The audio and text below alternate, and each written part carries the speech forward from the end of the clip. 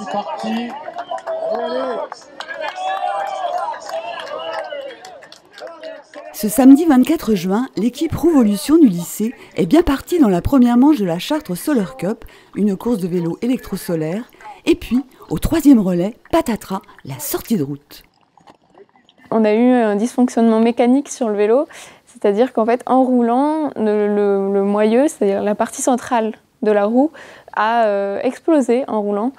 Et donc en fait, Jérémy a perdu le contrôle du vélo et foncé tout droit dans le trottoir. Malheureusement, c'était pas réparable pour nous.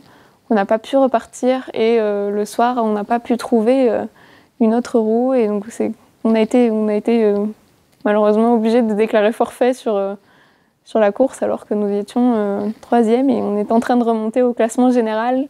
C'est-à-dire qu'on dépassait des prototypes et en tout, on était 9e. Quelques égratignures pour Jérémy, une participation à la course un peu courte, mais pas de regret. On était allé à Chartres avec un vélo qui était quand même 3e.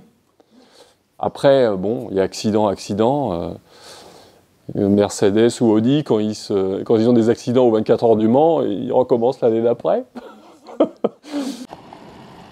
En réalité, les étudiants de première année de BTS Assistance Technique d'Ingénieur, ATI, et leurs enseignants ont adoré l'aventure Solar Cup du début à la fin. Flashback sur cette expérience qui a commencé en janvier. L'équipe Rouvolution, composée de 4 étudiants, a remporté le challenge du meilleur projet dans leur classe. Ce qui a fait la différence, un projet réalisable et surtout, ils ont trouvé un partenaire spécialiste des vélos couchés, Vélofasto. Vélofasto leur a fourni le vélo et donné de bons conseils pour démarrer. Et c'était parti pour la transformation du tricycle en vélo à assistance électrique. Après étude, les jeunes ont modélisé leur vélo. Ils ont comparé les matériaux, choisi le moteur, la batterie, les panneaux solaires et ont construit leur machine. Et surtout, ils ont adoré travailler en mode projet.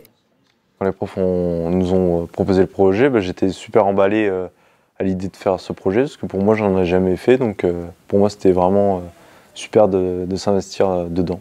Sur les bons points, c'est que ça nous a vraiment apporté, si on peut dire, de la débrouille en fait. Vraiment, ça a été de la débrouille. Il a fallu, avec les moyens du bord, qu'on se débrouille à faire telle ou telle chose. Même une fois sur place, avant la course, on a eu 2-3 petites choses à modifier. Ça a été vraiment à la débrouille. Et ça, je trouve que c'est bien. Ça nous oblige à réfléchir par nous-mêmes, à trouver des solutions. Côté enseignant, cette première participation à la Chartres Solar Cup, toute sympa qu'elle soit, a un objectif pédagogique qui s'inscrit dans le programme de première année du BTS Assistance Technique d'Ingénieur. Il y a vraiment une épreuve de projet l'an prochain, en BTS deuxième année, qui sera en lien avec les industriels. Donc ils auront une mission à accomplir avec nos industriels. Et donc là, ils devront se déplacer dans l'industrie et être autonomes et savoir prendre des initiatives.